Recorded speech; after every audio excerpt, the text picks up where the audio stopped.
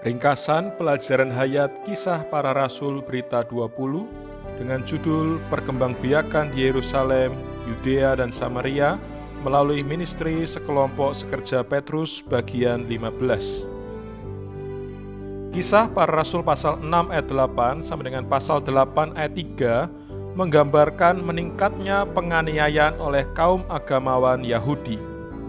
Dalam pasal 6 ayat 8 sampai pasal 7 ayat 60 kita memiliki satu catatan tentang martirnya Stefanus. Dalam berita ini, kita akan membahas pasal 6 ayat 8 sampai ayat 15.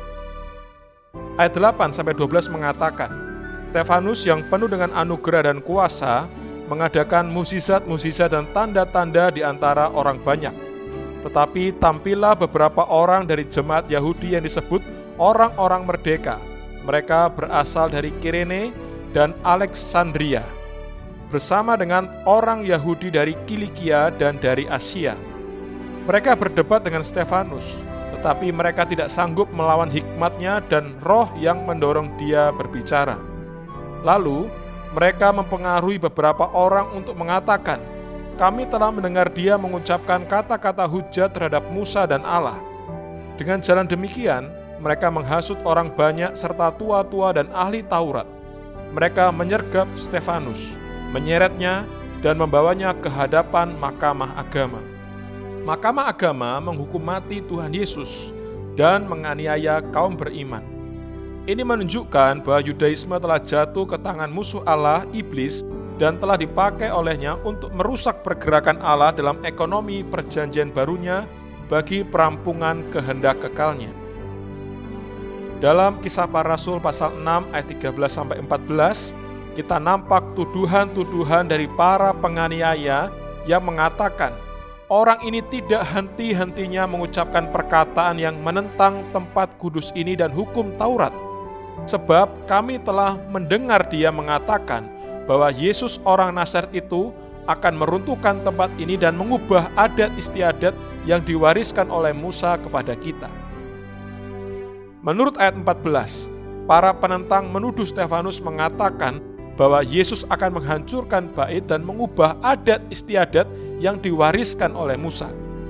Ini menunjukkan bahwa pasti ada perkataan yang tersebar di antara kaum beriman tentang peruntuhan bait, seperti yang telah dinubuatkan Tuhan dalam Matius pasal 23 ayat 37-39 dan pasal 24 ayat 2. Dan perkataan tentang pengakhiran zaman hukum Taurat seperti yang dibicarakan Tuhan dalam Matius pasal 11 ayat 13.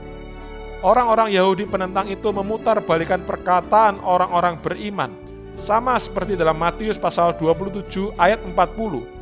Mereka menyalibkan Tuhan, mereka memutarbalikkan perkataan yang Tuhan katakan dalam Yohanes pasal 2 ayat 19. Bani Israel memiliki hukum Taurat yang diberikan melalui Musa. Mereka juga memiliki satu sistem penyembahan yang melibatkan bait, para imam, dan persembahan-persembahan. Dua hal yang utama bagi Bani Israel adalah hukum Taurat dan bait sebagai inti penyembahan mereka. Hukum Taurat dan bait adalah lambang Kristus. Mendapatkan hukum Taurat yang tertulis dan bait yang materi itu bukanlah maksud Allah. Maksud Allah adalah mendapatkan Kristus yang hidup sebagai hukum hayat dan juga mendapatkan Kristus sebagai bait yang hidup untuk ekonomi perjanjian baru Allah.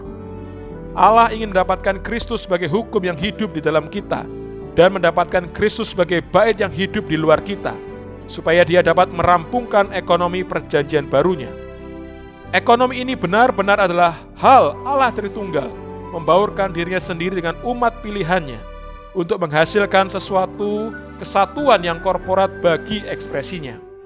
Inilah maksud Allah sejak semula dalam kitab Kejadian. Tetapi Bani Israel memperhatikan hukum Taurat dan bait itu dengan cara yang tradisional, menurut huruf-huruf yang mati.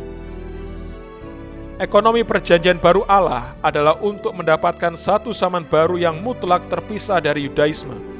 Ini melanggar tradisi-tradisi yang telah mereka warisi dari generasi ke generasi. Karena itu orang-orang Yahudi marah dan bangkit menentang. Penentangan ini sudah dimulai terhadap ministry Tuhan dalam kitab-kitab Injil dan makin bertambah hebat pada ministry para rasul dalam kitab ini.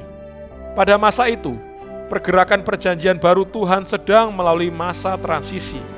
Zaman yang lama adalah zaman hukum Taurat dan Bait, dan zaman yang baru adalah zaman Kristus sebagai hukum hayat dan sebagai Bait yang hidup.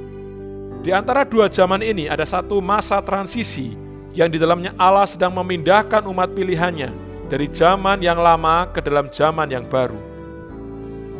Mengenai perlunya suatu peralihan dari zaman yang lama kepada zaman yang baru, kita bukan hanya memperhatikan pengetahuan Alkitab saja, tapi juga penerapannya pada situasi hari ini.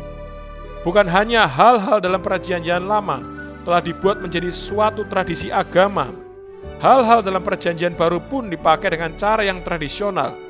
Bahkan sebelum akhir abad yang pertama, orang-orang Kristen mulai membuat hal-hal dari ekonomi perjanjian baru Allah menjadi suatu tradisi agama. Jika Anda mempelajari sejarah gereja, Anda akan melihat kemerosotan terjadi setelah zaman para rasul. Akhirnya, sewaktu kekristenan itu sampai kepada kita pada abad 20-an, kekristenan itu disajikan dengan cara yang tradisional. Akibatnya, kita tidak melihat ekonomi perjanjian baru Allah yang sesungguhnya. Sungguh suatu belas kasihan bahwa kita berada dalam pemulihan Tuhan.